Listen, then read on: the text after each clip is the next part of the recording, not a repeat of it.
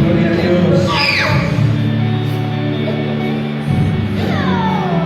Padre, te damos gracias por tu amor incondicional, por tu presencia en nuestras vidas. Gracias por todo lo que haces. Gracias por visitarnos, por tocar nuestros corazones. Te adoramos, papá, te alabamos. Señor, permite en esta tarde que yo pueda hablar, Señor, de tu palabra con todo de nuevo, con toda sabiduría. Pero esa sabiduría que proviene de ti, solo de ti, papá, en el nombre poderoso de Jesús.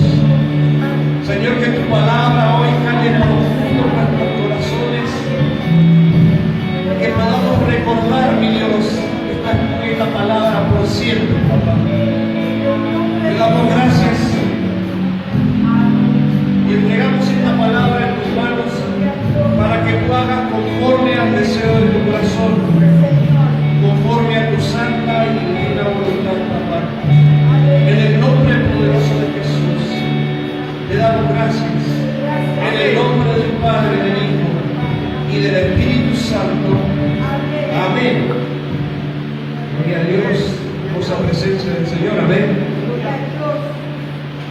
¿Cuántos están contentos de sentir la presencia de Dios? Amén.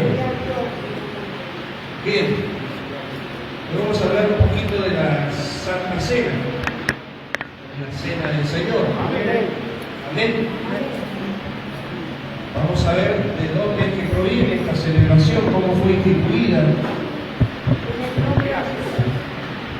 Vamos a tratar de dilucidar algunas dudas que muchos de nosotros tenemos, como por ejemplo, cada cuánto se debe tomarse la cena del Señor, quiénes deben tomar la cena del Señor, qué es tomarla indignamente. Todos conocemos que la palabra dice que no debemos tomar la cena indignamente porque comemos juicios para sí, para uno como juicio. Amén. Pero ¿qué es tomarla indignamente? Creo que es la pregunta recurrente de todos los cristianos al momento de tomar la cena del Señor. Es si soy digno o no soy digno. Es esa pregunta que te carcome el corazón, el alma.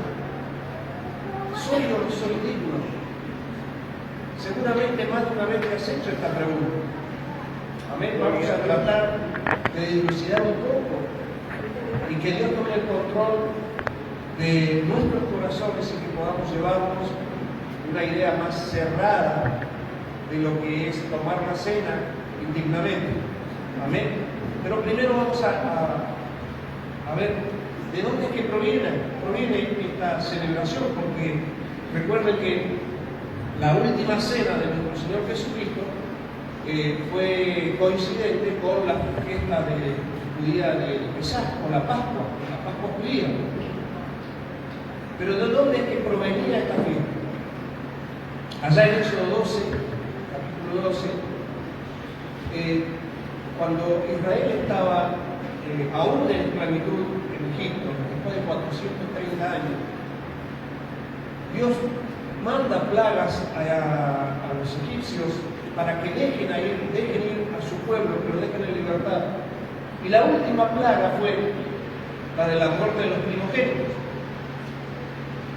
Entonces Dios da una serie de indicaciones al pueblo, porque iba a pasar Dios en esa noche tomando la vida de todos los primogénitos de los egipcios, primogénitos de los hombres y aún de las bestias. Se iba a llevar todos los primogénitos para que el faraón por fin se convenciera de que tenía que dejar en libertad a su pueblo. Amén. Pero había una serie de indicaciones para el pueblo de Dios. Dios da a su pueblo esta fiesta, la Pascua, da una serie de órdenes e indicaciones para que ellos matasen un cordero que tenía que tener determinadas características, un año de cordero sin defecto de tenía que ser el mejor cordero, debían inmolarlo. Inmolar es sacrificar una víctima, eso es inmolar, es ofrecer un sacrificio, un reconocimiento a Dios, a la divinidad de Dios, eso es inmolar. O dar la vida por alguien.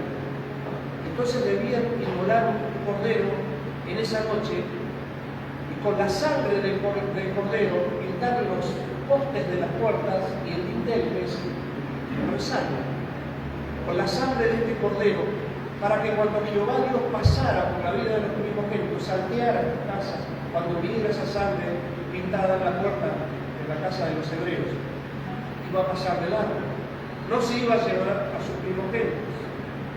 Entonces, había una serie de indicaciones y pasos a seguir.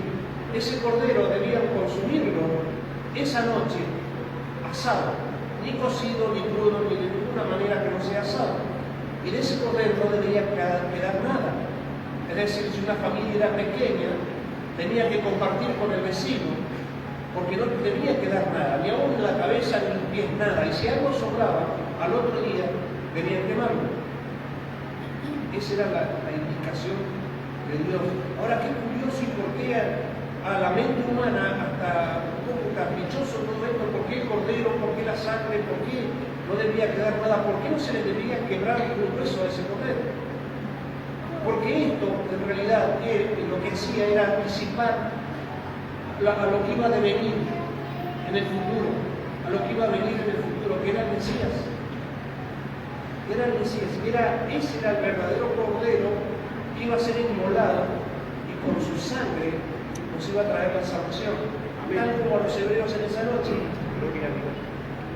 Y ellos debían comer su carne, como nosotros lo hacemos al recordar a nuestro Señor. Amén. Entonces, de allí viene esa festividad judía, de ese día tan glorioso para ellos cuando termina la esclavitud en Egipto, cuando ellos van a la libertad de la mano de Dios. Ese día tan glorioso para ellos fue recordado de ahí en más, por estatuto fue dado por ley al pueblo, que de ahí en más se recordase ese día de esta manera, festejando la Pascua, comiendo el cordero con hierbas amargas. Y esto traía a memoria al pueblo de dónde lo había sacado, de la esclavitud. Esto traía a memoria aquel pasado y lo glorioso de aquella salida de la esclavitud.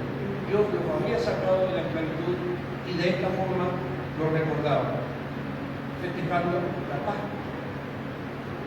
Pero ahora tenemos en esta parte de la historia a Jesús festejando esa Pascua, aquella última cena de nuestro Señor. Jesús parte el pan y lo comparte con sus discípulos. Jesús toma la copa de vino y la comparte con los discípulos. Y les da también una serie de indicaciones: cada vez que hagan esto, háganlo en memoria de mí. Recuérdenme, cuando les parte el pan, este es mi cuerpo que por ustedes es partido. Hagan esto en memoria de mí. Cuando Jesús enseñaba estas cosas, los fariseos, los judíos, se volvían locos, porque él decía que él era el pan de vida, que quien comiera de él tendría vida eterna. Él era el pan. Cuando él dice, partan el pan, porque este es mi cuerpo que por vosotros es partido, y háganlo en memoria de mí. Estaba haciendo referencia a esto. Él dijo, yo soy el pan que bajó del cielo, el pan de vida, para darles vida, y vida en abundancia. Ahora, Isaías 53:5, si me acompaña ahí a esta porción de la palabra, ya algo anticipaba también la profecía en boca de Isaías. Dice más, Él herido fue por nuestras rebeliones, molido por nuestros pecados. El castigo de nuestra paz fue sobre Él, y por su llaga fuimos nosotros curados. Amén. Pasaje reconocido por todos los hijos de Dios. Muchas veces hemos escuchado esta profecía, este pasaje. Pero fíjese, hay una parte que dice, herido por nuestras rebeliones, molido por nuestros pecados. Esta parte de la profecía tiene una coincidencia o se alinea perfectamente con lo que Jesús decía: yo soy el pan de vida, yo soy el pan que descendió de los cielos para darles vida y vida en abundancia. Cuando partía el pan decía: este es mi cuerpo como por vosotros es partido. Él era el pan. Cuando Isaías dice que Él fue molido por nuestros pecados. ¿Sabe que para hacer pan hay que tener harina? Para tener harina hay que tener trigo. El trigo se procesa, se muele para hacer harina. Entonces esto coincide perfectamente con lo que Jesús decía y con lo que Isaías había dicho mucho tiempo. Él era molido por nuestros pecados. Él vino a ser el pan. Él vino a ser el trigo que fue molido, convertido en pan de vida para nosotros. Todo tiene un asidero y nada está dicho al azar en la palabra. Dios tiene todo perfectamente aceptado. Solo hay que escudriñar y prestar atención, estudiar mucho la palabra. Cuando Él decía: yo soy el pan, esto quería decir. Cuando Isaías dijo: Él fue molido por nuestro pecado, esto quería decir: Él es el pan de vida. Cuando Él dijo, cuando partía el pan: este es mi cuerpo, y por vosotros es partido, esto quería decir: yo soy la vida para ustedes, soy el alimento que viene del cielo para ustedes.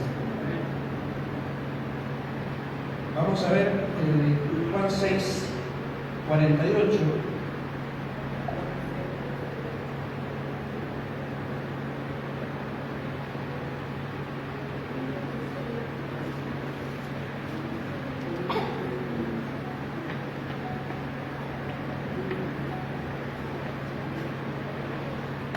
Juan 6, 48.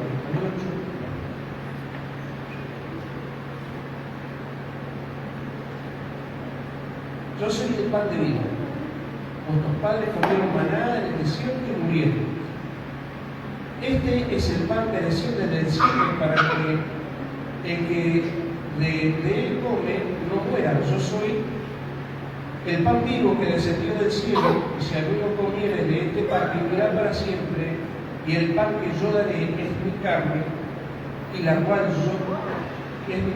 cual yo daré por la vida del mundo. Amén. Él es el pan de vida eterna. Él es el pan de vida eterna. Primera de Corintios 11, 23. Primera de Corintios 11, 23. Así vemos que Pablo enseñaba a la iglesia, transmitía la enseñanza que él había recibido respecto de la cena del Señor. Porque yo recibí del Señor lo que también os he enseñado, que el Señor Jesús, la noche que fue entregado, tomó pan, y habiendo dado gracias, lo partió y dijo: tomad, comed, esto es mi cuerpo, que por vosotros es partido. Haced esto en memoria de mí. Asimismo, también tomó la copa después de haber cenado, diciendo: esta copa es el nuevo pacto en mi sangre. Haced esto todas las veces que la bebiereis en memoria de mí. Amén. Gloria a Dios. Sé que a veces, o al menos yo le he hecho esta pregunta: ¿cada cuánto hay que tomar la cena del Señor? Porque digo que no hay un tiempo estipulado, no hay. Algunos la toman quizás todas las semanas, o algunos más veces, repetidas, hasta algunos una vez al año. Y esto viene a traer claridad, a mi vida vino a traer claridad con la misma respuesta del Señor Jesús: haced esto todas las veces que bebiereis en memoria de mí. O sea, no dice háganlo cada determinado tiempo, háganlo tantas veces. De hecho, no hay ninguna directiva en ninguna parte del Nuevo Testamento respecto de cuándo se debe tomar la cena del Señor. Jesús dijo, cada vez que hagan esto, o sea, háganlo todas las veces que sea necesario. De hecho, la iglesia primitiva, en el libro de los Hechos pueden encontrar información de que la celebraban muy a menudo, muy seguido. Entonces, no hay un tiempo estipulado cada cuándo se debe tomar la cena del Señor. Bien, vimos que era la Pascua, la Pesaj, la Pascua judía. Vimos que allí el Señor se comparó a sí mismo con el pan de vida, dijo que él era el pan de vida. Vimos la profecía de Isaías que hablaba de este pan que había sido molido por nuestros pecados. Y ahora vamos a ver un poquito qué es tomar la cena indignamente, porque creo que es lo que más nos carcome el corazón, la mente, la conciencia, todo lo que más nos mueve todas las vísceras al momento de tomar la cena, o en este momento seguro estás pensando, ¿soy digno o no soy digno de tomar la cena? Vemos que le enseñaba Pablo a los corintios. Más adelante en el versículo 27 dice, Pablo le decía a los corintios, de manera que cualquiera que comiere este pan o bebiere esta copa del Señor indignamente será culpado del cuerpo y de la sangre del Señor. Por tanto, pruébese cada uno a sí mismo y coma así del pan y beba de la copa. Porque el que come y bebe indignamente sin discernir el cuerpo del Señor, juicio come y bebe para sí. Por lo cual, hay muchos enfermos y debilitados entre vosotros y muchos duermen. Si pues nos examinásemos a nosotros mismos, no seríamos juzgados. Mas siendo juzgados somos castigados por el Señor para que no seamos condenados por el mundo. Así que, hermanos míos, cuando os reunís a comer, esperaos unos a otros. Si alguno tuviera hambre, coma en su casa para que no os reunáis para juicio. Las demás cosas las pondré en orden cuando yo fuera. Acá el pastor de la iglesia estaba poniendo orden en los corintios. Había algo así que estaba sucediendo, por lo cual él los estaba corrigiendo. Muchos tomaban la cena indignamente. Dice que el que no discernía el cuerpo de Cristo, el cuerpo del Señor, comía juicio para sí mismo. ¿Y qué es no discernir? Discernir, en primer lugar, es advertir, darse cuenta, tomar en razón, saber, tomar en razón. Ellos aparentemente no discernían el cuerpo del Señor, porque además de haber transmitido Jesús a través de la última cena y de este sacramento que es la cena del Señor, además de haber transmitido esa enseñanza del cuerpo y la sangre de Cristo, le estaba enseñando a los discípulos la unidad de la iglesia. ¿Por qué? Porque de un pan partió y les dio a todos. De una copa todos bebieron juntos. Esto les estaba enseñando que debe haber unidad en ellos. Debía haber unidad en los discípulos, como también la tiene que haber en la iglesia. Esto le enseñaba a los discípulos que eran miembros de un mismo cuerpo, como lo somos nosotros y como lo eran los corintios. El problema es que a veces no discernimos que somos miembros de un mismo cuerpo. A veces comemos juicio para nosotros mismos cuando tomamos la cena indignamente, cuando nos gusta la ganadería, cuando criticamos a nuestros líderes, a nuestros siervos, cuando nos reímos de nuestro hermano por su condición, sea la que fuere, cuando nos ponemos en rebeldía ante la cabeza de la iglesia, ante el pastor o el líder.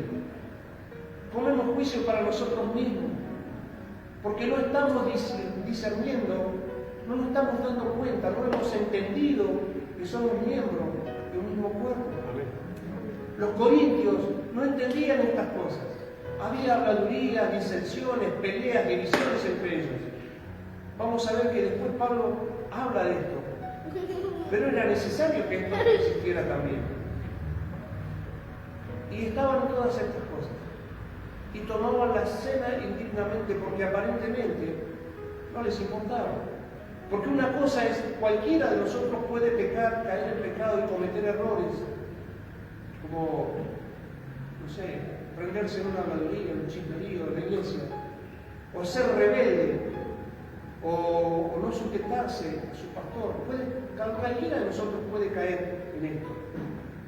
La diferencia está en que debemos arrepentirnos.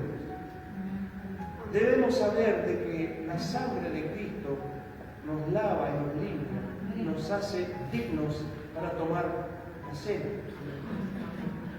El problema es cuando no nos arrepentimos, cuando perseveramos en el pecado. Porque si a mí me gusta el chisme y me han dicho un montón de veces que no debo ser chismoso, y yo persevero en el chisme, y no solo persevero, sino que ando buscando, paro la oreja en todas las conversaciones, y llevo y traigo, y agrego un poquito, estoy a voluntad propia perseverando en el pecado. Y si tomo la cena en esta condición, estoy comiendo juicio para mí mismo. Pablo decía que entre ellos había muchos enfermos a causa de esto, porque no les importaba estar en pecado y perseverar en el pecado y tomaban igual la cena. Y a causa de esto, Dios, se les enseñaba a Pablo, los castiga para que no sean condenados por el mundo. Dios los castiga. Y a causa de esto hay muchos enfermos entre ustedes, decía. ¿Qué es castigo? Enfermedades entre los hermanos. Y hasta algunos duermen. Recuerden que en esa época se comparaba la muerte con un estado de sueño. Cuando habla de algunos duermen, Pablo les está diciendo, algunos mueren, algunos de ustedes mueren enfermos, porque no han discernido de que son parte del mismo cuerpo, porque toman la cena indignamente y perseveran en el pecado. Y hay entre ustedes peleas, disensiones, chismeríos, y perseveran en esto, que no se han dado cuenta que son parte del mismo cuerpo. No se dan cuenta de que cobren juicio para sí. No se dan cuenta que hay enfermos y que algunos van a morir porque no se retractan, no se arrepienten y toman la cena indignamente. Esto es tomar la cena indignamente. Pero ¿por qué les hablaba tan duro Pablo así? Un poquito más adelante, en el 17, el mismo capítulo, versículo 17, vamos a ver el porqué. Había abusos en la cena del Señor entre los corintios. Pero al anunciaros esto que sigue, no os alabo, porque no os congregáis para lo mejor, sino para lo peor. Una habladura de parte de su pastor. No para lo mejor, sino para lo peor os congregáis. Pues en primer lugar, cuando os reunís como iglesia, oigo que hay entre vosotros divisiones. Y en parte lo creo, porque es preciso que entre vosotros haya disensiones para que se hagan manifiesto entre vosotros los que son aprobados. Es necesario a veces, para que se hagan manifiesto los que son aprobados. Cuando pues os reunís vosotros, esto no es comer la cena del Señor, porque al comer cada uno se adelanta a tomar su propia cena, y uno tiene hambre y otro se embriaga. Es decir, lo mismo que si hoy viniéramos a la reunión y tuviera la mesa llena y algunos se adelantan, y se comían todo y otros se tomaban todo vino y se emborrachaban. ¿Entiende la conducta de los corintios? Pues que no tenéis en casa que comáis o que bebáis, o menospreciáis la iglesia de Dios y avergonzáis a los que no tienen nada. ¿Qué os diré? ¿Os alabaré? En esto no os alabo. Se adelantaban, se comían toda la cena, no compartían, no habían discernido. Por esto es que nos dice, no han discernido el cuerpo del Señor. No habían entendido de que eran parte de un mismo cuerpo. Ni siquiera se habían dado cuenta que Jesús había enseñado que esto era un sacramento, un rito que habla de la unidad de la iglesia, como un cuerpo, de tomar la cena haciendo memoria del sacrificio que Él hizo en una cruz. Gloria a Dios. Que nos salvó la vida a usted y a mí, que derramó su sangre a la última gota, que entregó su vida voluntariamente, se inmoló, entregó su vida, porque Él la entregó. Por eso dice la palabra que Él triunfó sobre la muerte, porque la muerte no le pudo arrebatar la vida. La muerte te arrebata la vida en el momento que la muerte lo decide. Está escrito el día que vamos a morir, pero la hora lo decide la muerte cuando viene sobre nosotros. Sobre Jesucristo no pudo. Jesucristo allí en la cruz levantó los ojos al cielo y dijo, consumado es, y expiró. Es decir, voluntariamente decidió cuándo partir. Triunfó sobre la muerte. Gloria a Dios. Amén. Él nos dio vida en esa cruz. Y no hemos discernido, aún hoy, 2000 años después, que somos parte de un mismo cuerpo. Y que cuando tomamos la cena, no es algo pasajero, no es un ritual más de la iglesia, no. No nos hemos dado cuenta de la seriedad que esto tiene. Porque debemos recordar, porque así lo dejó como instrucción el Señor. Debemos hacernos en memoria de Él y de todos sus sacrificios. No debemos olvidarnos de que Él un día murió en una cruz voluntariamente, se entregó por mí, pagó su sentencia, la mía, el precio que había sobre nuestra cabeza, que era la muerte. Sí, Señor. Porque estábamos hundidos en pecado y Él nos liberó de esa muerte. Él pagó en esa cruz. Hagámoslo en memoria de Él y de esto, de este sacrificio. Él se inmoló por nosotros. Él fue ese cordero sin mancha, perfecto, al cual sacrificaron en una cruz y no le quebraron ningún hueso, como decía la ordenanza de la ley, como decía la profecía. Porque para esto era la profecía, preparar al pueblo para lo que iba a venir, para lo que luego sucedió con Jesucristo. Y no hemos discernido de que todo esto Él lo hizo por nosotros. Y no hemos discernido que somos parte del mismo cuerpo. Que debemos amarnos los unos a los otros. Amén. Amén. Que debemos sujetarnos a la autoridad impuesta. Porque no hay autoridad en esta tierra que no sea permitida por Dios. Entonces, si yo no me sujeto a la autoridad que es permitida por Dios, ¿cómo puedo decir que me sujeto a Dios? Que no lo he visto nunca. Si no me sujeto, si yo no me sujetase a mi pastor, Amén. mentiría cuando digo me sujeto a Dios. Si a Él lo veo y soy rebelde, ¿cómo puedo decir que me sujeto a Dios? Estaría mintiendo. Cuando hay disensiones, cuando hay celos, pleitos entre nosotros, habladurías, cuando no aceptamos que a mí Dios me ha entregado un ministerio y en eso me tengo que manejar, y dejar que el resto se maneje en lo que Dios le ha dado, como decía Sebastián, Dios te dio algo en tu vida, te dio talento, te dio dones. ¿Qué estás haciendo con lo que Dios te dio? Amén. A veces perdemos tanto tiempo mirando al otro, criticando, que no nos damos cuenta que no estamos avanzando, sino que cada día retrocedemos.